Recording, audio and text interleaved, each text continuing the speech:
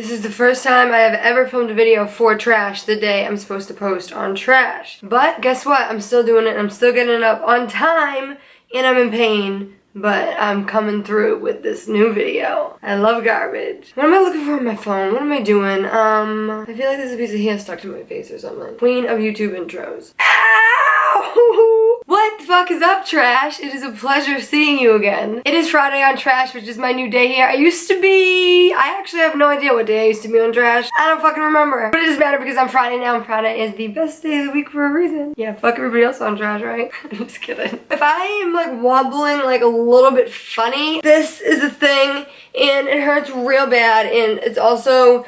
Okay, so just so everybody knows, clarification on my tattoo real quick. People are stupid and fucking uneducated as fuck and think that the Roman numerals are fucked up because usually 4 is represented by Ivy. It can also be represented by III on... Why do I even clarify? On clocks, Roman numerals are usually represented by the way it is represented here, so you're just fucking stupid. But I'm actually not going to talk about my tat at all today, besides tell you that if I'm just wobbling a little bit funny, it hurts really bad. I got it done yesterday, and yeah, it hurts. But I'm going to make a full video talking about it, talking about the meaning behind it, and also talking about getting it, because holy fucking shit, the story that I have on my main channel later on, I don't know, at some point, probably in a week when it calms down a bit. There's some irritated areas and the black just looks super dark right now because it's brand new, the same way the roses used to look, but then obviously like in a little bit they fade into each other. And that's how tattoos work, people. I'm literally like wobbling like I'm drunk because it hurts so bad. I have like no balance from it. But anyway, that's not what this video is about. This is story time week, but involving trash, you know, stories that we have with each other or involving like Tana, anything like that. And I am here to give you a mashup of a few different stories. We're about to sip some tea, people. Ooh, hot. But before we get into the real tea, we're going to talk about how I initially got into trash. A little backstory really quick. Tana's motherfucking ass didn't even pick me for trash. I didn't get into trash originally. I was not one of the 6 people chosen. Fuck me. Even though she posted me on Snapchat 3 motherfucking times and tweeted me publicly before she picked, you know, the winners. Everybody and their fucking mothers thought that I was going to get in, and I didn't get in. The internet was shook, and there was a little bit of backlash with that. My supporters were not happy, but I ended up, you know, should I tell this whole story? If I tell this whole story, it's gonna be like an hour fucking video, and I already have this like longer version on my main channel and on trash, I think. I'm thirsty as fuck. As I was saying, actually, let me check the Twitter real quick. Time to bring the bass back. Alright, what the fuck am I doing, Anna? Get into the video. So Tana didn't originally pick me for trash. Long story short, we all took a trip to LA. I met Tana. She basically fell in love with me, and one night she pulled me aside at the hotel and was like, listen, I fucked up. And I was like, what? And she was like, I should have put you in trash. Like, I should have picked you in trash. And she was like, I'm putting you in trash. And long story short, that is how I got put into trash as the fill-in before I took, I think, Aaron's spot. And you guys may have heard that story before, but what you haven't heard is the first ever message that Tana motherfucking Mongeau sent to me. If you have 2 Tana Mongeaus, you have Tana Mongeese. Okay, got the message. So this message was the first message that Tana ever sent me, and it was after she didn't pick me for trash, after she posted me on Snapchat, after she did all that. Baby, hi, I love you. Obsessed with you. You're a fucking rock star. I honestly wanted to pick smaller channels, and I was deciding between you and about 20 others, and I literally cried over this, LOL. Like, you were the closest call, and I was so close to choosing you because you're so fucking talented, but when I sat back, I knew in my heart that you have the talent to surpass me on my own. You have it all. You don't need me. Not that the other people I chose need me either, but I truly think you're very dynamic. I just snapped you because I'm obsessed with you, like you're adorable. It was such a hard decision, and I wish I could have picked more. Sigh. However, I want to hang with you or collab with you or something because you fucking rock. I love you, Anna, and I'd love to see you in Boston. So that was the first thing that Tana ever said to me. So that's a little fun fact. Now this is another little story that is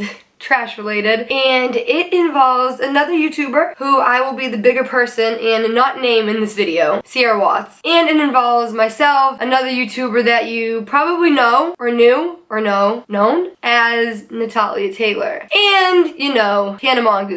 I love Tana so much. So this was right after Tana pulled me aside and told me that, I can't believe I'm telling this story. This was right after Tana pulled me aside and told me that she was putting me in trash, and we were all in the hotel room, and of course I came out and we told everybody, and it was kind of like an exciting moment. And I remember Aaron, Aaron was the only skeptical one because, like, I don't know, I get it. A lot of their fans hated me. A lot of my fans hated them because they didn't get picked with trash. There was some controversy, some beef, whatever the fuck. And Aaron was skeptical at first. Now Aaron is like literally my family and we love each other to death. But at first he was a little skeptical, but everybody else was happy. But then when, you know, everybody found out, the other YouTuber, you know, who I don't want to name, Sierra Watts, pulls Tana aside into the hotel hallway and needs to talk to her in private. Now she does that and all of us, we were like, what are they talking about, blah, blah, blah. And Tana didn't want to be out there. I'm not going to, you know, say much, but just take my word for it. Tana didn't want to be out there. So we're like, okay, how the fuck do we get them away from each other? How do we save Tana? So Ashley,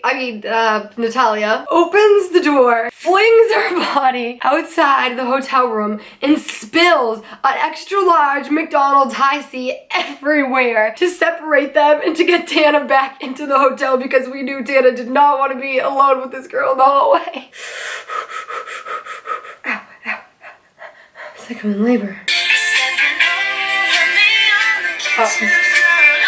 MJ's over there. I could tell the alcohol story, but that memory is so like foggy. I feel like I'm not gonna tell it accurately anymore. Like, I almost don't even really remember it 100%. I mean, we always wanted to tell the story on a video, but I almost feel like my brain repressed it. There was a night and it was when we were all drinking at the restaurant, and I mean, honestly, my brain probably didn't repress it. I was probably just too drunk to remember it. It was that really bad night that we've all told in videos and we talked about a million times and we all got drunk, yada yada bullshit. It was that night. And we were leaving the restaurant. We were the last ones to leave the restaurant. Not all of us were drinking. The super young ones weren't drinking. But there were 3 of us that were pretty drunk. And we were walking down the stairs from the restaurant. I like how I go like this. We were walking downstairs from the restaurant.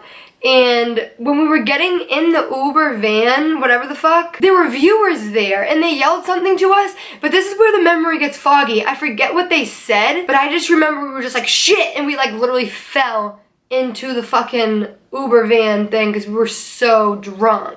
Did they yell trash? I forget what they yelled. They screamed something having to do with trash. And we were like, fuck. I wish I remembered the whole story. Brain cells. It must be from talking about you know who. Oh, another trash story. Here's a great one. If you haven't seen this on the internet already, you may or may not have known, but I went to 3 Tana shows. Wait, did I go to 3? And I have some stories to tell from the show. At the Connecticut show, I walked on stage with a fucking huge dildo that a fan gave to Tana. Like, it wasn't my viewer fan. I don't know if she knew me. I have no idea who gave it to her, but someone gave Tana a fucking dildo. A big ass one. This was literally like a show or 2 after the cops were called, and she had to give like disclaimers that the show, like, you know, has swears and is a little bit vulgar, and I fucking walk on stage with the motherfucking dildo. Yep. That's me. You think that's bad? Nothing compares to the Boston show. So Tana decides to put me in the hot seat. One thing that came out of all of it that made me really happy was I made a lot of friends. And one of the friends that I actually have become the closest with, her name is Anna Campbell.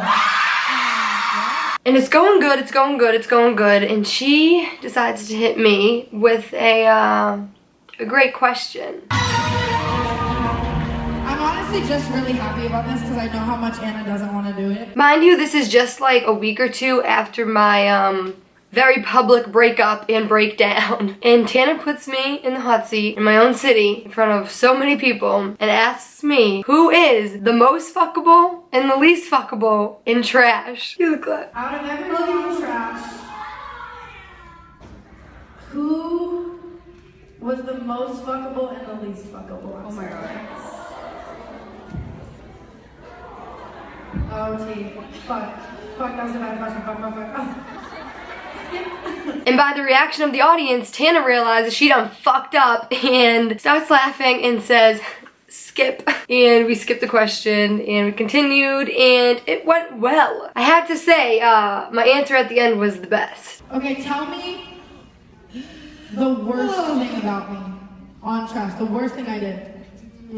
Besides Not pick me from the start. Can I get a round of applause for that answer?